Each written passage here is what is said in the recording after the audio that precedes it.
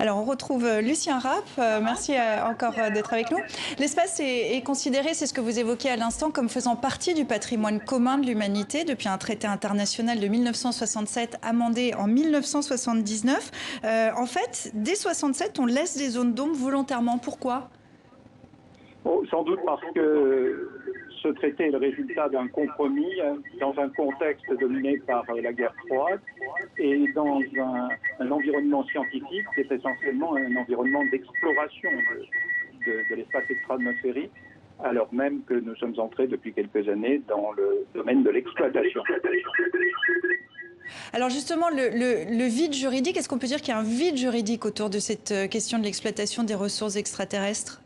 Il n'y a pas véritablement de vide juridique. Il y a tout simplement une difficulté d'interprétation d'un texte qui est daté et qui, aujourd'hui, trouve à s'appliquer dans un contexte international qui est radicalement différent. Alors, on va y venir à ce contexte international. C'est passé un petit peu inaperçu dans le contexte de la pandémie. En avril, Donald Trump a signé un décret qui vise l'exploration commerciale, la récupération et l'utilisation de ressources de l'espace. C'est un peu comme pour le droit de la mer, c'est-à-dire la mer n'appartient à personne, mais le poisson appartient à celui qui l'a pêché. Non, pas exactement. D'abord, la mer n'appartient pas à personne. Le droit de la mer est conçu de telle sorte que l'étendue territoriale que représente la mer est divisée en deux ensembles. Il y a la haute mer qui n'appartient à personne, qui est patrimoine commun de l'humanité, mais tout le reste, ce qui est en bordure des territoires nationaux, relève de la souveraineté plus ou moins exclusive des États, avec des droits de passage inoffensifs qui sont consentis aux navires. Ce n'est pas exactement le cas de l'espace qui a été déclaré patrimoine commun de l'humanité, ce qui ne signifie pas nécessairement que l'espace ne puisse pas être exploité dans l'intérêt de tous ou dans l'intérêt de sociétés privées. C'est tout l'enjeu de la difficulté d'aujourd'hui. Sauf qu'aujourd'hui, ce qu'on craint aussi, c'est qu'il y ait une privatisation de l'espace, vous diriez ça? C'est un risque? Elle est quasiment réalisée. Alors, je ne sais pas ce que l'on peut appeler privatisation.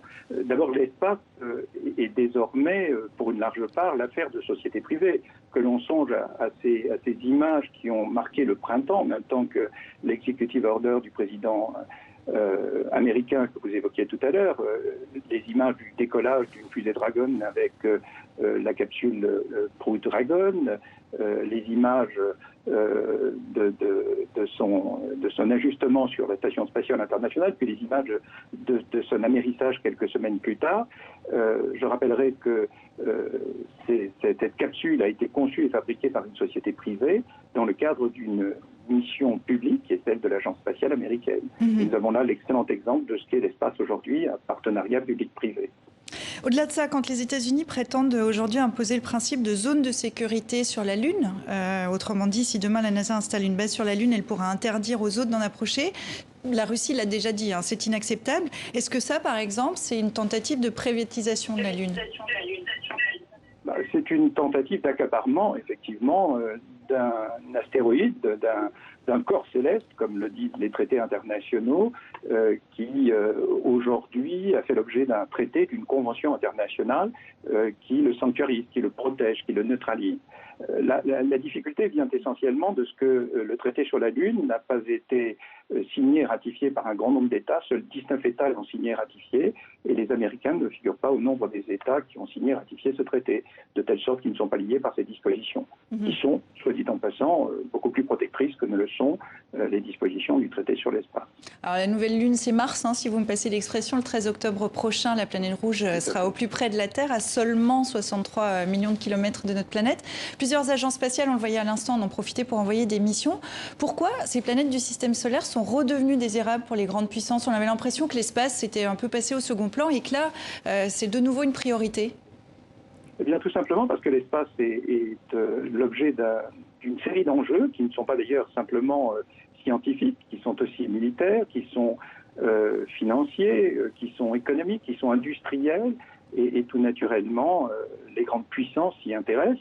Elles y voient la perspective de gains, elles y voient la perspective d'une maîtrise. Nous sommes au cœur de ce que l'on a pu appeler au cours des dernières semaines le techno-nationalisme, c'est-à-dire le nationalisme par la technologie et l'acquisition de la maîtrise des brevets et des inventions spatiales. Or, l'espace, l'industrie spatiale est une industrie à très forte valeur ajoutée très impliquée dans la recherche-développement et on peut concevoir tout naturellement que les grandes puissances s'y intéressent. Cette industrie, qu'est-ce qu'elle espère retirer de Mars? Qu'est-ce qu'on espère récupérer de Mars? Il y a des ressources, mais je crois que Mars est d'abord une affaire d'exploration avant d'être une affaire d'exploitation. C'est au fond la démonstration scientifique des conditions de création de la Terre et des origines du système solaire. C'est la mise à jour scientifique d'un certain nombre d'hypothèses que l'on avait échafaudées jusqu'alors. Et donc ce sont tous ces éléments qui touchent davantage à l'exploration qui sont un objet d'attention et de curiosité de la part des grandes puissances. Mais bien évidemment, derrière, il y aura la fameuse phase d'exploitation et d'utilisation que nous évoquions tout à l'heure. On a quand même l'impression que Mars est devenu un terrain d'affrontement géopolitique, vous diriez ça? On a vu au moment de la conquête de la Lune, on avait les États-Unis, l'Union soviétique. Aujourd'hui, on a peut-être plutôt les États-Unis, la Chine. Est-ce que c'est un terrain d'affrontement géopolitique? Mais bien sûr, l'affrontement géopolitique, il n'est pas simplement militaire, comme vous le savez, il est aussi économique, financier, industriel. C'est une affaire de puissance, et la puissance aujourd'hui est multiforme. Elle ne se limite pas à la recherche et à la dimension scientifique. La dimension scientifique est importante et prévalente, même dans de nombreuses situations, mais aujourd'hui, la puissance est multiforme une fois encore.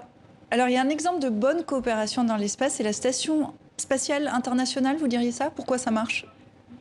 Ça marche parce que c'est une affaire de coopération entre de grandes agences internationales, les Américains, les Russes, les Japonais, les Européens. Et cette coopération internationale s'est déroulée sous les meilleurs auspices. Elle est d'abord scientifique, elle est accessoirement économique et industrielle. Et c'est un magnifique exemple de ce que peut donner la coopération entre États. Nous sommes à une époque où malheureusement la dimension de la coopération est moins importante que celle de l'unilatéralisme, que celle des égoïsmes nationaux, que celle des déclarations de puissance des grands acteurs du monde d'aujourd'hui. Je vous demanderai de répondre par oui ou par non pour conclure. Vous diriez ça? Qui domine l'espace domine le monde?